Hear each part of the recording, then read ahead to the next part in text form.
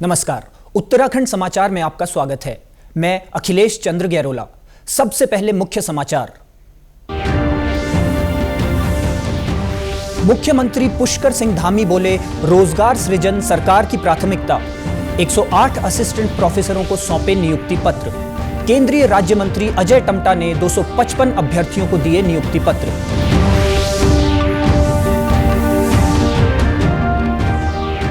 उत्तराखंड राज्य स्थापना दिवस की तैयारियां शुरू। वर्ष भर आयोजित होंगे देवभूमि रजतोत्सव समारोह। 6 नवंबर को होगी शुरुआत।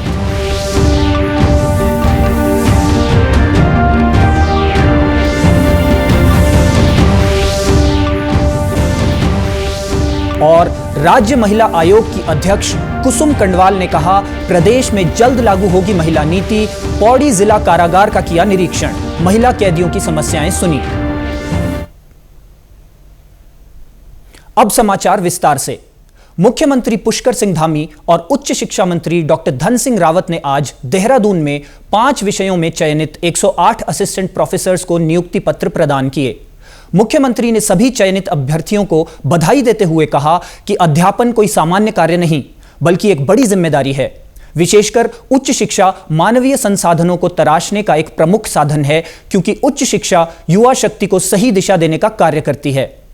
मुख्यमंत्री ने कहा कि पिछले 3 सालों में प्रदेश के करीब 18,500 युवाओं को सरकारी नौकरी प्रदान की जा चुकी है। आगे भी भर्ती प्रक्रिया निरंतर गतिमान है। साथियों, अध्यापन कार्य कोई सामान्य कार्य नहीं है, एक बहुत बड़ी जिम्मेदारी है और ये भगवान की कृपा से आप सब लोगों को ये सौभाग्य मिला है। विशेषकर उच्च शिक्षा जो है मानवीय संसाधनों को ये तराशने का एक प्रमुख साधन है, क्योंकि उच्च शिक्षा युवा शक्ति को सही दिशा देने का काम करती है। और मैं देख रहा हूं यहाँ पर आप सबके जो आत्मविश्वास से भरे हुए चेहरों को देखकर मैं आप सभी अपने कर्तव्यों का निर्वहन करते हुए न विद्यार्थियों की प्रतिभा और बुद्धि को निखारेंगे, बल्कि अपना सर्वोत्तम देने का काम आप सब करेंगे। वहीं इस मौके पर उच्च शिक्षा मंत्री डॉक्टर धन सिंह रावत ने सभी चयनित अभ्यर्थियों को बधाई देते हुए कहा कि राज्य में उच्च शिक्षा में 100% फैकल्टी दी गई है, जिसमें 82% नियमित फैकल्टी और शेष गेस्ट फैकल्टी रूप में कार्य कर रहे हैं। पहला सुख तो यह है कि 108 असिस्टेंट प्रोफेसरों को नियुक्ति दी जा रही है और आज धनतेरस भी है। मेरे पास 4 बार आप लोग आए कि मंत्री जी जल्दी आप हमको नौकरी दीजिए। मैंने कहा कोई अच्छा अवसर देखेंगे उस दिन देंगे। तो आज बहुत अच्छा अवसर भी है। मैं मुख्यमंत्री जी का धन्यवाद देना चाहता हूं कि आप पूरे देश में उच्च शिक्षा में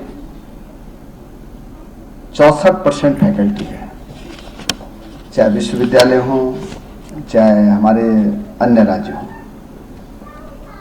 दिल्ली विश्वविद्यालय में भी 67% फैकल्टी है, बाकी एडॉक के लोग हैं।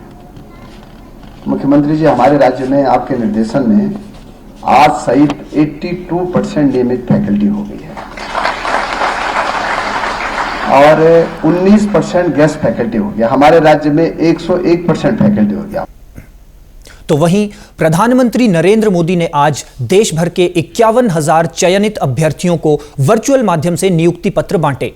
इस कड़ी में देहरादून में भी रोजगार मेला आयोजित किया गया।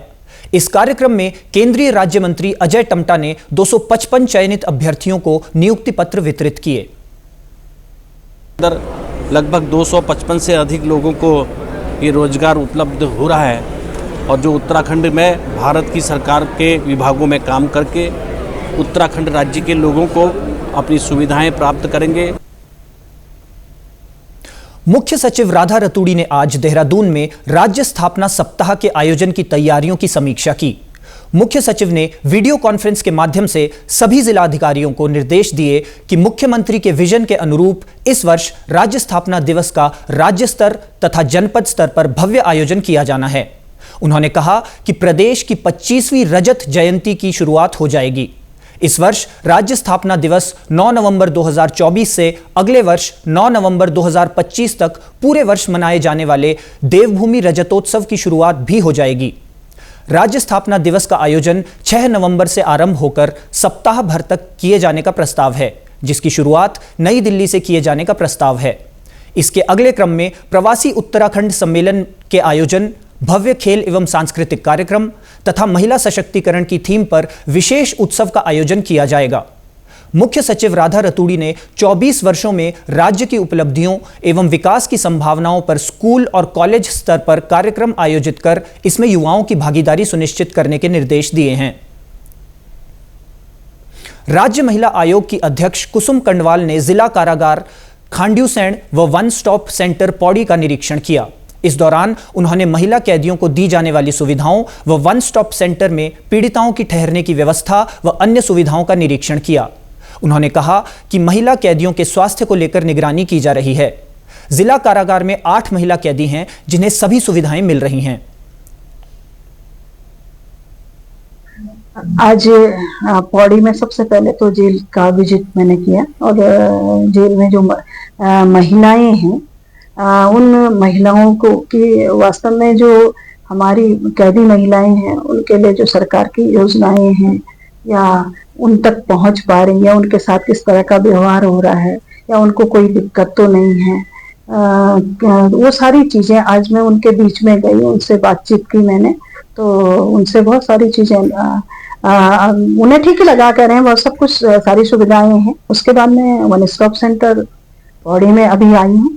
पूरा मैंने देखा है कि मैं देख रही हूँ कि 1 साल तक के जो यहाँ पे केसेस हैं 400 के लगभग आए हैं और यहाँ पे कोई भी किसी तरह से पीड़िता अगर आए तो उसके रहने की पूरी व्यवस्था है, वो पूरा जायजा मैंने लिया है। वहीं आयोग की अध्यक्ष कुसुम कंडवाल ने बताया कि उत्तराखंड की महिला नीति तैयार हो गई है, जो जल्द ही लागू हो जाएगी। महिला नीति में महिलाओं के स्वास्थ्य व शिक्षा की नीति पर चिंतन है। पहाड़ में आधी आबादी को कैसे रोजगार से जोड़ें, इन सब को नीति में समायोजित किया गया है।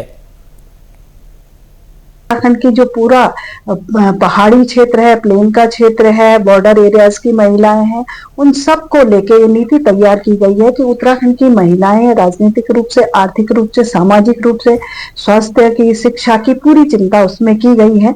और जो हमारी आधी आबादी पहाड़ों में है उसे हम कैसे रोजगार से जोड़े, उन सब चीजों को लेके ये नीति तैयार की गई है। और मुझे लगता है शीघ्र ये नीति हम लोगों की माननीय मुख्यमंत्री जी भी इसमें, क्योंकि महिलाओं के प्रति बहुत संवेदनशील है, तो और माननीय प्रधानमंत्री जी भी महिलाओं को लेकर संवेदनशील है, तो ये नीति बहुत जल्दी लागू होगी। पिथौरागढ़ में आयुर्वेद दिवस के मौके पर जिला मुख्यालय स्थित नगर पालिका सभागार में वृहद आयुर्वेदिक चिकित्सा शिविर का आयोजन किया गया। नगर पालिका के पूर्व अध्यक्ष राजेंद्र सिंह रावत ने दीप प्रज्वलित कर कार्यक्रम की शुरुआत की। शिविर में जिला आयुर्वेद विभाग के चिकित्सकों ने लोगों का स्वास्थ्य परीक्षण किया और साथ ही निःशुल्क दवाइयों का वितरण भी किया। इस दौरान परीक्षण शिविर में आए लोगों ने मुफ्त दवाएं मिलने और स्वास्थ्य संबंधी जरूरी सलाह मिलने पर आयुर्वेदिक विभाग का आभार जताया। आज का शिविर जो है आयुर्वेद दिवस, जो धन्वंतरि के अवतरण के दिवस में मनाया जाता है। इस अवसर पर हमें जो भारत सरकार आयुष मंत्रालय से निर्देश दिए गए थे कि प्रत्येक जनपद स्तर पर एक बृहद शिविर का आयोजन किया जाना है। उसके संबंध में हमें रन फॉर आयुर्वेद भी करना था, जो हमने कल 28 तारीख की मॉर्निंग में किया था। उसके अतिरिक्त आज हमने नगर पालिका सभागार में बृहद आयुर्वेदिक चिकित्सा शिविर का आयोजन किया है, जिसमें उसकी शुरुआत हमारे पूर्व नगर पालिका अध्यक्ष श्री राजेंद्र सिंह रावत जी द्वारा की गई, जिसमें हमारे मुख्य अतिथि राजेंद्र सिंह रावत जी रहे। उसके अतिरिक्त CMO sir doctor JS Nabiyal की उपस्थिति में हमने यह शिविर का आयोजन किया और इससे हमारे सारे जो बृहद आयुर्वेदिक स्वास्थ्य शिविर हम कर रहे हैं उसका लाभ यहाँ की जनता ले रही है। मैं आयुर्वेदिक दवाइयाँ लेता रहा हूँ। मैं हार्ट का पेशेंट हूँ और यहाँ की दवाइयाँ मुझे चंद्रा बछड़ा जी के द्वारा, डॉक्टर के द्वारा दी गई। उससे मुझे फ़ायदा हुआ। आज शिविर लगने से और भी फ़ायदा हो गया मुझे। देश भर में आज धनतेरस का त्योहार उत्साह और उमंग के साथ मनाया जा रहा है।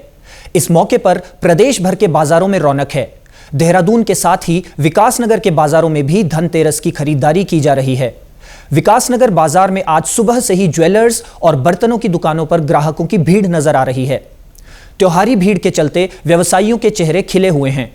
व्यवसायियों का कहना है कि इस वर्ष दीपावली पर्व धनतेरस की रौनक पिछले वर्ष के मुताबिक बेहतर देखी जा रही है। 5-6 महीने बाद इस विकासनगर में रौनक दिखी है। 5-6 महीने से खाली पड़ा है, सभी दुकानदार परेशान थे। अब कुछ रौनक दिखी है। शायद ये दिवाली सबके लिए खुशियां लाए, हर दुकानदार के लिए। यही मेरा कहना है दीपावली। वहीं स्थानीय मंदिर और गीता भवन के पुजारी आचार्य धर्मेंद्र डंगवाल का कहना है कि आज का दिन शुभ माना जाता है। आज का दिन भगवान धन्वंतरी का दिन माना जाता है। इस दिन खरीदारी करने से बरकत होती है। आज धन्वंतरी दिवस है, धनतेरस का दिन है। बड़ा पावन शुभ पवित्र दिवस है। इस दिन जो है धन कुबेर के धन्वंतरी की पूजा की जाती है। और दीपावली तो खैर आप सबको, हम सबको विदित है कि भगवान श्री रामचंद्र जी के आगमन पर दीपावली का पावन पर्व मनाया जाता है। महालक्ष्मी का पूजन किया जाता है। और इसी के साथ अभी तक के समाचार समाप्त हुए। दूरदर्शन समाचारों से जुड़े रहें। मिलते हैं फिर शाम 6:30 बजे के बुलेटिन में। नमस्कार।